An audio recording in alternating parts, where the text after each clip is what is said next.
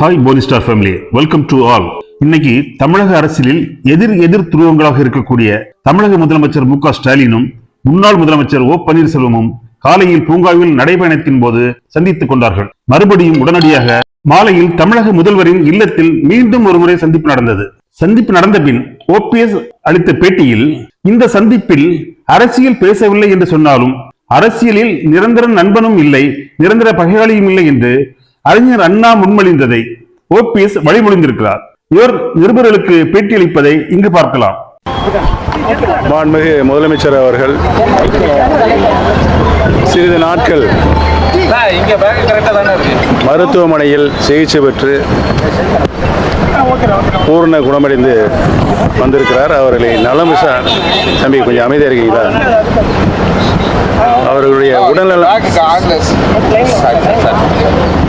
அவருடைய உடல்நலம் பற்றி விசாரிப்பதற்காகத்தான் மரியாதை நிமித்தமாகத்தான் அவர் இன்றைக்கு நான் சந்தித்தேன் என்பதை தெரிவித்துக் கொள்கிறேன்.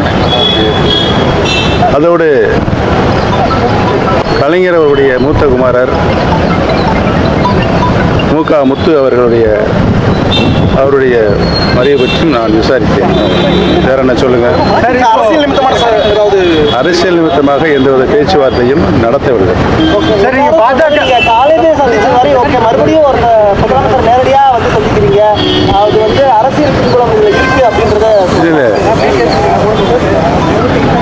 மரியாதை நிமித்தமாக அவருடைய உடல்நலம் பற்றிய விசாரிப்பதற்காக மட்டுமே இந்த சந்திப்பு நடைபெற்றது என்பதை தெரிவித்துக் கொள்கிறேன்.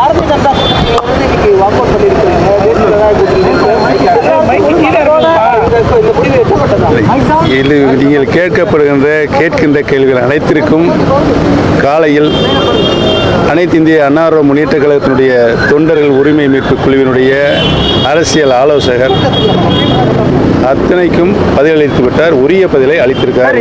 எதிர்காலத்தில் திமுகவுடன் கூட்டணி வைக்கக்கூடிய வாய்ப்பு இருக்கா, அல்லது அது ஜெயித்து அவங்களுடைய முடிவுப்படி தீய சக்தி தான் பாக்குறீங்களா?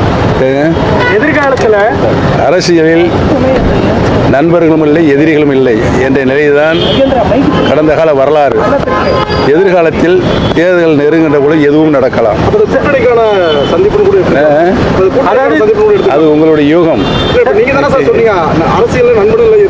எதிரி இல்லை, அது நடந்து எல்லாரோடையும் கூட்டணி அமைச்சிருக்காங்க, தேர்தல் இருக்காங்க, ஜெயிச்சிருக்காங்க, தோல்வி கண்டிருக்காங்க. அது நடைமுறையில் ஜனநாயகத்தில் நடந்து தானே இருக்குது.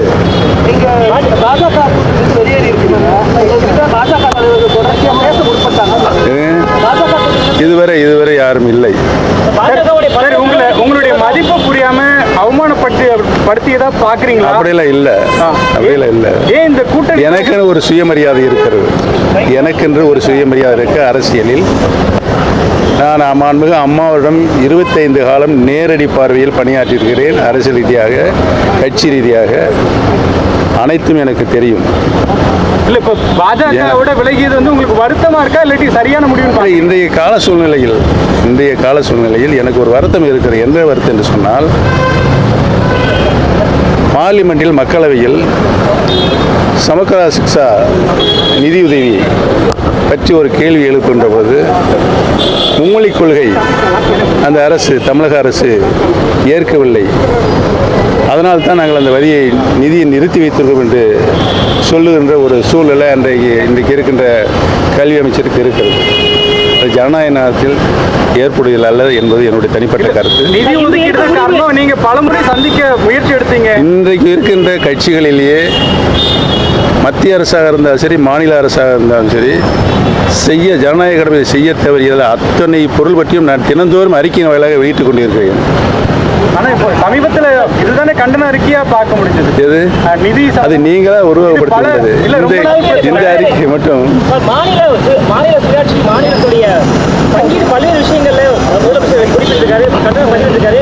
அது குறித்து நீங்க சொன்னீங்களா? தொடர்ச்சியான தமிழ்நாடு அரசு எடுக்கக்கூடிய நடவடிக்கைகளுக்கு நீங்க இல்லை, மக்களை பாதிக்கின்ற விஷயங்கள் எதுவாக இருந்தாலும் மத்திய மாநில அரசை நான் கண்டித்து அறிக்கை விட்டுக் கொண்டிருக்கிறேன். இதுதான் இன்றைய நிலைமை. தேசிய ஜனநாயக கூட்டணி வெளியேறிய முடிவு தேர்தல் வரை நீடிக்குமா? அது அப்படி ஒரு சந்தேகத்தை எழுப்புறாங்க. தேர்தல் வரை இந்த முடிவு வந்து நீடிக்குமான்ற ஒரு சந்தேகத்தை நீங்கள் நல்லா கவனித்து பின்னால் போய் திரும்பி பார்த்தீங்கன்னா நாடாளுமன்ற தேர்தல் யார் முதலமைச்சராக வர வேண்டும் என்று நடைபெற்ற தேர்தல். அந்த தேர்தலில் திரு எடப்பாடி பழனிசாமி யாருடன் இருந்தார்? தேசிய அளவில் ஒரு ஜனநாயக ஒரு கூட்டணி அமைக்கின்றார். மாண்புமிகு பாரத பிரதமர் பக்கத்தில் உட்கார்ந்து அழைக்கிறார். ஒரு வாரத்தில் என்னாச்சு? போயிட்டாரு. அந்த தேர்தல் தனித்தனி என்னாங்க. இப்போ ஒன்று சேர்ந்துருக்காங்க. வாழ்த்துக்கள். சரி, இப்போ திமுகவுடன் கூட்டணி வைப்பீங்க அப்படின்ற ஒரு முடிவுக்கு வரலாமா சார்? இல்லை அதை மறுத்துருவீங்களா? சுயமரியாதையிலே அதிமுக பாஜக கூட்டணியை விரும்பவில்லையா? நன்றி. யூகங்களுக்கு நீங்கள் உங்கள் சிந்தனைகளை ஒதுப்பதற்கெல்லாம் பதில் சொல்ல முடியாது. நன்றி, நன்றி, வணக்கம், வாழ்த்துக்கள். இதுவரை அவர்களும் பேசவில்லை, நானும் பேசவில்லை.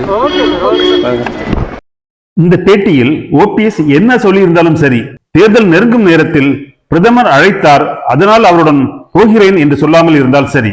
நன்றி, வணக்கம். இந்த வீடியோ உங்களுக்கு பிடிச்சிருந்தா தயவு செய்து சப்ஸ்கிரைப் பண்ணுங்க, லைக் பண்ணுங்க, அந்த பெல் ஐக்கானை கிளிக் பண்ணுங்க. நன்றி, வணக்கம்.